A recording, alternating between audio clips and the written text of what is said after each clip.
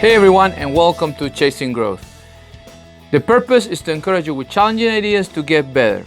When you get better, everybody wins. In these videos, we talk about leadership, personal growth, and organizational health. And today we're going to talk about the gap between beliefs and actions, belief and practices. But before we do that, please do me a favor, subscribe, make comments, send some questions my way, and also share these videos online with your friends. So let's talk about the gap between beliefs and actions, or belief and practices. There's a big problem. Today, it's very easy to become a believer. There's so much information and access through the internet. It's easy for you to learn so much. If you want to become a believer in nutrition, you just need to go to different channels online, to different websites, and you will have all the information to have to become almost like an expert and a believer. But the reality is that so many people does that, but they never become somebody who practice, somebody who actually use that information. Now, they can have the conversation. They can talk about macronutrients and what is good for your body, etc., etc. But when you look at them, they may be overweight, they may not be exercising, and there's such a contradiction between what they're saying and what they believe and what they do. This affects the church too. The church is full of believers. I mean, we have thousands of churches across America. Thousands, and every Sunday there's thousands of people going and saying they believe. But when it's time for practice, when it's about putting things in action, only a few are doing this. So when I talk about this gap between beliefs and action, beliefs and practices, I think about leadership. When you think about the average company in America, a lot of people are unsatisfied and not happy. Not because the building is far away or the company doesn't pay you that well. Usually the big dissatisfaction of people is because leadership. And because so many people know and believe what good leadership is. Everybody's aware. There's so much information too. There's so many conferences, so many books, so many videos, so much about leadership. So the employees know what is important. The employees know what real leadership looks like. And they expect it, they want it. And the bosses and people in charge, they also know it, but they don't practice it. So which one are you? Do you have a gap between your beliefs on leadership and the actions and the practices you are doing? Now, you may talk the part, you may look the part, you may pretend you are, but again, are you doing these things? Are you doing the things that you know, the things that you believe? And again, I believe there's a big gap. And today I want to talk about 5 areas. They come from a book called The Leadership Challenge.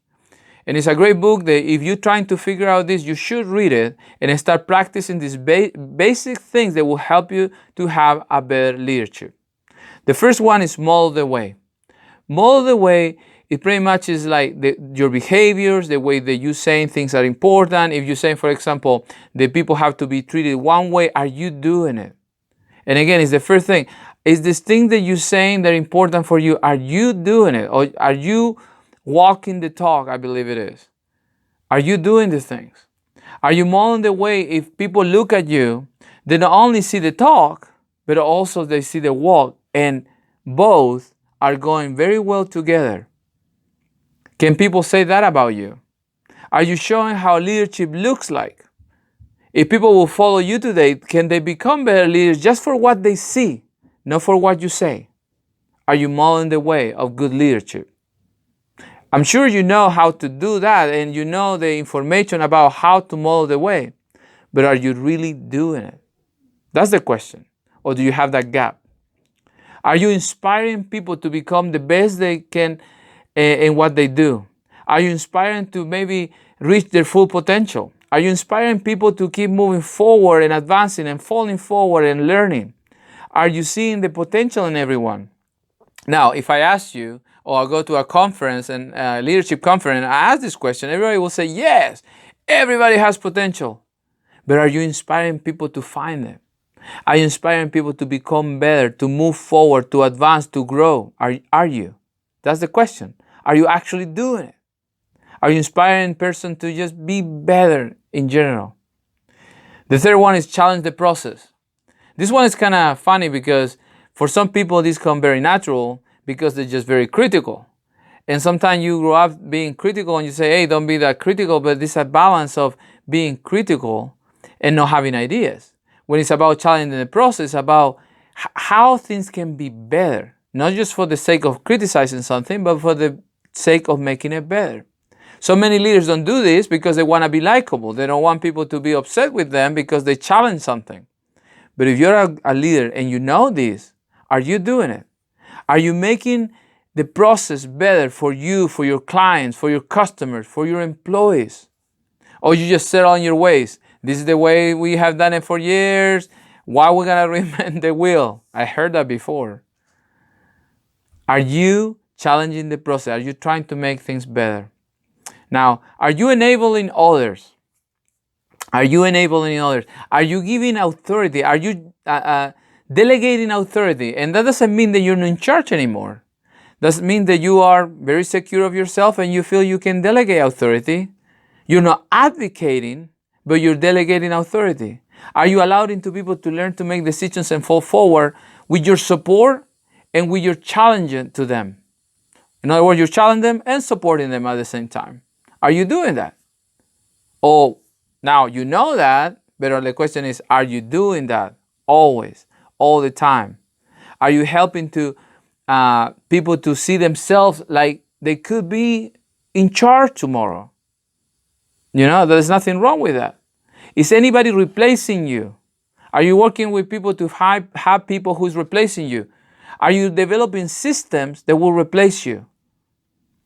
Are you doing that? And again, as soon as I say all the things sound great. But the question is, are you doing it? And finally, are you encouraging the heart? Are you involved with your people? Do you know that people is more than just a number?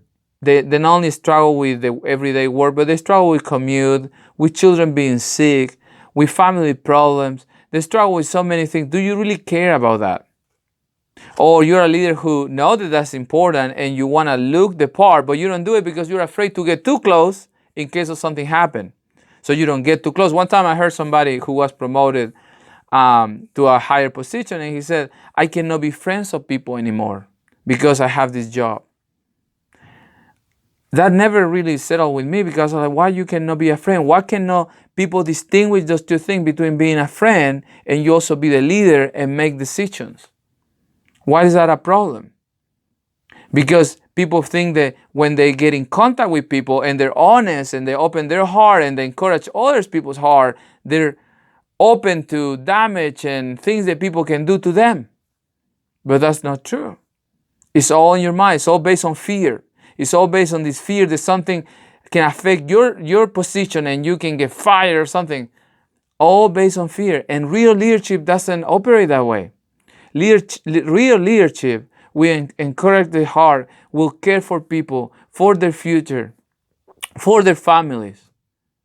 And it's not that you have to be always being a clown or just saying high five, giving high five to everyone. But when they do good, you acknowledge that. When they do a good job, you acknowledge that, you celebrate that. But when they suffer, you suffer with them too.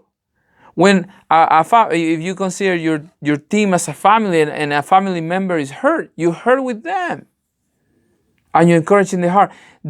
People who follow you, do they know you have the best interest of mind for them? Do they really know that?